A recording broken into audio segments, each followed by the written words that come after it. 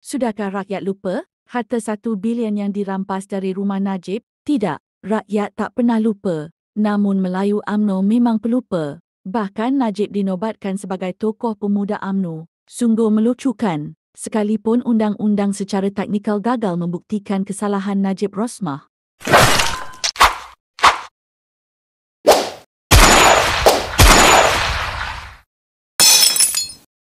Sebaliknya, rakyat masih terngiang-ngiang mencari suatu logika dan jawapan kepada persoalan dari mana Najib perolehi kemewahan dan kekayaan sedemikian rupa. Namun Bani UMNO tidak kira ini semua. Kerana Bani UMNO hanya memikirkan kepentingan kumpulannya sahaja, sekalipun di zaman Najib, cukai GST ditindas kepada seluruh rakyat. Tidak mengapa asal mereka kaya raya. Tidak dinafikan, Najib juga memberi jasa kepada rakyat. Malangnya, jika dikira secara rawak, rakyat dapat 1/10 sahaja, selebihnya 9 lagi kepada Bani Najib. Sebab itu, Najib diberi anugerah oleh pasukannya.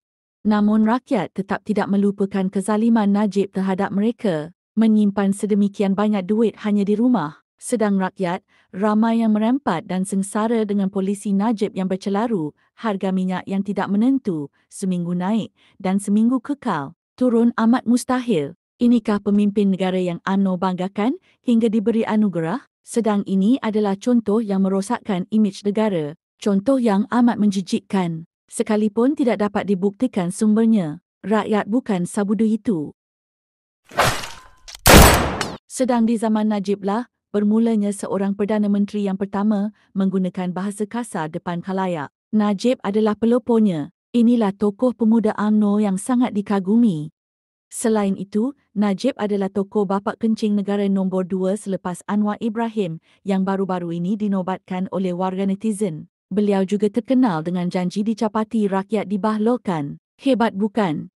Pun begitu, masih ramai yang mengatakan Najib adalah seorang pemimpin yang baik, walau sudah jelas beliau dipenjarakan atas kesalahan yang sudah terbukti. Tapi kenapa juak-juak UMNO ini masih bersungguh-sungguh mahu bebaskan Najib? Ada apa sebenarnya dengan Najib ini? Sudah tentu, mereka ini pemakan dedak. Ya, ada apa sebenarnya si Najib ini? Jika nak kata jasa, Najib juga kuat kencing rakyat dari sudut pembangunan yang mawjud, tersurat. Seperti bangunan kekal, tak juga nampak, 10 tahun tadbir, kereta api laju pun tak siap. Yang nampak kapal persiaran jolo, duit yang berkoyan-koyan di rumah. Itu je. Misteri aura Najib yang sering diagungkan oleh juak-juak UMNO telah memberitahu kepada rakyat bahawa Najib bukan sembarangan. Laung An-Jihad, desakan pembebasan Najib tidaklah sehebat ini, seolah Zahid Hamidi selaku presiden diabaikan dan tidak disanjung sedemikian rupa. Hebatnya Najib, tapi kenapa? Sebelum ini, ramai pemimpin hebat dalam UMNO disingkirkan tanpa belas kesian. Bahkan sedikit pun tiada sanjungan dari juak-juak UMNO. Zahid selaku presiden pun tidak berani untuk mengambil tindakan ke atas Najib, meski Najib sudah pun dijatuhkan hukuman bersalah oleh mahkamah. Kenapa Zahid takut? Benarkah Najib kena tipu dengan Jolo?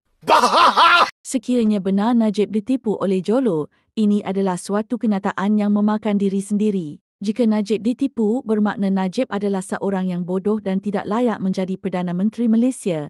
Masakan orang bodoh yang mudah ditipu boleh menjadi pemimpin tertinggi negara. Ini membahayakan negara.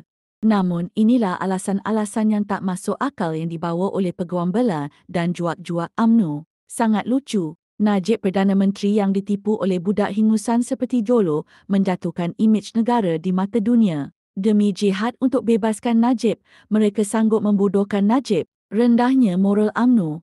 Tapi mungkin juga ada kebenarannya bila Najib tiba-tiba ingin membantu ekonomi negara Amerika Syarikat. Sungguh tak masuk akal. Oh, mungkinkah Najib terlalu kaya raya?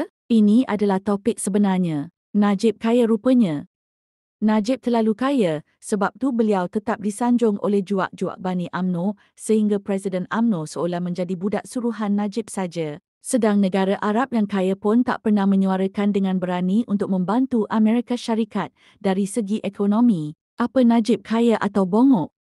Jika kaya, dari mana duit tersebut? Jika menyamun, maka layaklah Najib masuk penjara, tak perlu desakan untuk membebaskannya. Tapi jika Najib kaya, wajarlah jua UMNO bersungguh-sungguh pun, mana tahu kelak pasti ada bahagian untuk mereka. Najib disanjung kerana hartakah atau kerana ditipu?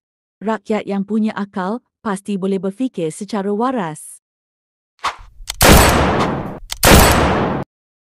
Share, Pak Doalan subscribe. Thanks for watching.